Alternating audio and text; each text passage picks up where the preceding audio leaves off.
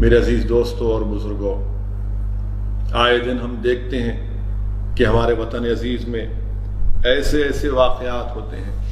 افسوس کے ساتھ مجھے کہنا پڑتا ہے کہ دلی میں جامعہ ملیہ یونیورسٹی کی ہماری ایک بچی کو، صفورہ زرگر کو، حاملہ ہے 4 مہینے کی، اس کو اریسٹ کر لیا گیا۔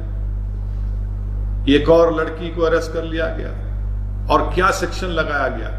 ان لافل ایکٹیویٹیز پریونشن ایکٹ کے سیکشن لگائے گئے۔ کیا جرم ہے ان کا؟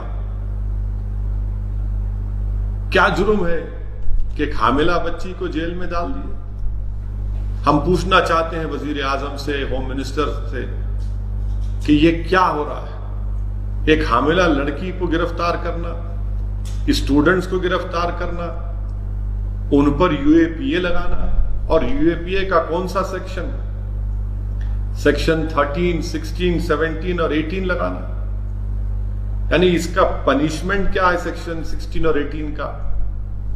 کہ اس کا پنشمنٹ فار ٹیررسٹ ایکٹ ہے، یعنی سزا ہوگی جو ٹیررسٹ ایکٹ۔ یہ ٹیررزم کر رہے تھے لوگ۔ CAA کے خلاف، NPR، NRC کے خلاف آواز اٹھانا ہے ٹیررسٹ ایکشن ہے؟ عجیب بات ہے۔ اور پھر سیکشن 13 لگانا، ان لافل ایکٹیویٹی، احتجاج کرنا ان لافل ایکٹیویٹی کب سے ہو گیا؟ اور UAPA کا ایکٹ لگانا، اور یہ سیکشن 16 اور 18 کہاں سے آیا؟ میں ہمیشہ UAPA کے خلاف آواز اٹھاتا رہا ہوں۔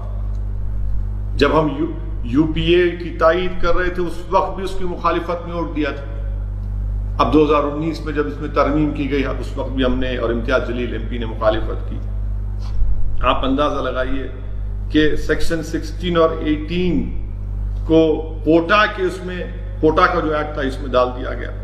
اور پھر آپ سوچئے کہ یہ UAPA کتنا ایک ظلم ہے، اتنا انکانسٹیٹیوشنل، اتنا گندا قسم کا قانون ہے کہ اس کا سیکشن 43D دیکھیے، بیل پروویژن کا، یہ ایگزیکٹ ریپلیکا ہے سیکشن 49 سب سیکشن 7 پوٹا کا۔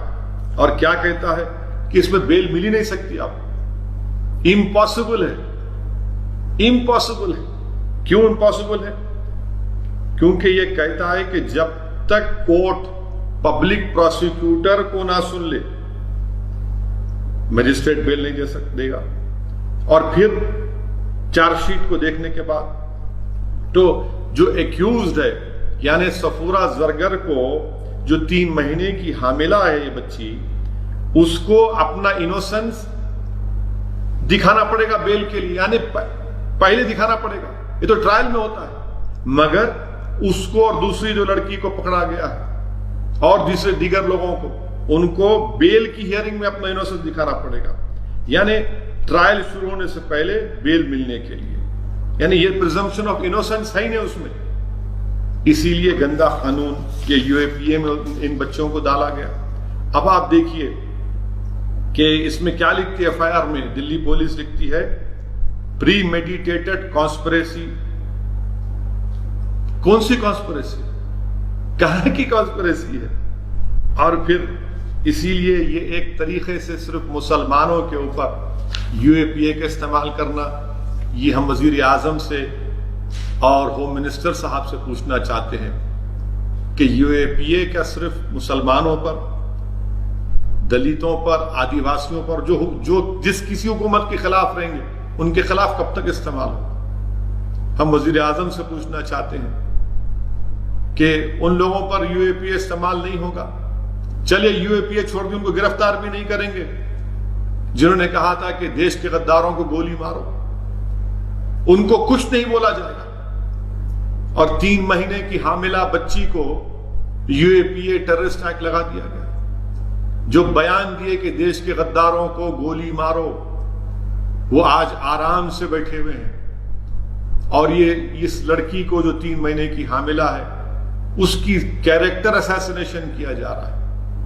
آپ بتائیے، ظفر الاسلام صاحب جو دلی کے مائنورٹیز کمیشن کے چیئرمین ہیں، ان کے اوپر سیڈیشن کا کیس۔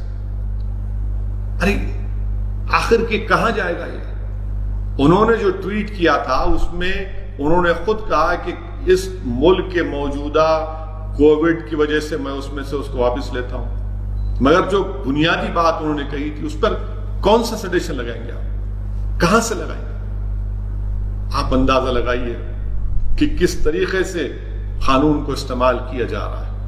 جو لوگ دلی کے فسادات میں گھر کو جلائے، جن کی وجہ سے موت ہوئی، کچھ نہیں ہوگا ان لوگوں کو، آج آرام سے گھوم رہے ہیں کہ دلی کے، میں نے اس وقت ہی پارلیمنٹ میں جب دلی کے فسادات پر بحث ہوئی تھی، ہوم منسٹر کے بیان کے بعد میں نے پارلیمنٹ سے باہر نکل کر جس خدشے کا اظہار کیا تھا کہ انصاف نہیں ہوگا مسلمانوں کو دلی کے فسادات میں، یہ ایک جنوسائیڈ تھا، پروگرام تھا، اور وہ صحیح ثابت ہو رہا۔ آج صفورہ زرگر کے اوپر، وہ بچی کے اوپر اس طرح کا یو اے پی اے کے سیکشنز کو استعمال کرنا، اس سے کیا انصاف ہونے والا ہے؟ کیا سی ڈبل اے کا پروٹیسٹ میں حصہ لینا، N P R N R C کے حصہ لینا، کوئی کون سا یہ یو اے پی اے لگا دیں گے آپ ان کے اوپر؟ افسوسناک بات ہے، بڑی افسوسناک بات ہے۔ میں اس کی مذمت کرتا ہوں اور حکومت سے مطالبہ کرتے ہیں کہ اس کو فوراً واپس لیا جائے۔ تیسری اہم بات کہ ہمارے وطن عزیز میں کووڈ وائرس کی وجہ سے لاک ڈاؤن چل رہا ہے، لاک ڈاؤن چل رہا ہے، مارچ میں شروع ہوا، اب لاک ڈاؤن چل رہا ہے۔ تلنگانہ میں 29 مئی تک لاک ڈاؤن رہنے والا ہے۔ میں شروع دن سے کہہ رہا ہوں، میں نے اس پر آرٹیکل بھی لکھا، قانون دانوں سے مشورہ کر کے، کہ یہ لاک ڈاؤن انکانسٹیٹیوشنل ہے۔ آپ national disaster management act, epidemic act کے تحت گورنمنٹ آف انڈیا پورے ملک میں لاک ڈاؤن نہیں ڈال سکتی، یہ فیڈرلزم کے خلاف ہے، یہ اسٹیٹ سبجیکٹ ہے۔ مجھے نہیں معلوم کہ اسٹیٹ گورنمنٹس خاموش کیوں ہیں۔ افسوس اس بات کا ہے کہ دلی چیف منسٹر، ان کے ہی ڈیلی مائنورٹیز کمیشن کے اوپر کیس بک ہوتا ہے، ایک لفظ نہیں بولتے دلی کے چیف منسٹر۔ آپ کیا خاموشی ہے آپ کی؟ یہ اتنی خاموشی، آپ نے ان کو نامزد کیا، آپ کی سرکار نے ان کو نامزد کیا ہے۔ 72 ایئر اولڈ ہے وہ آدمی، آپ بتائیے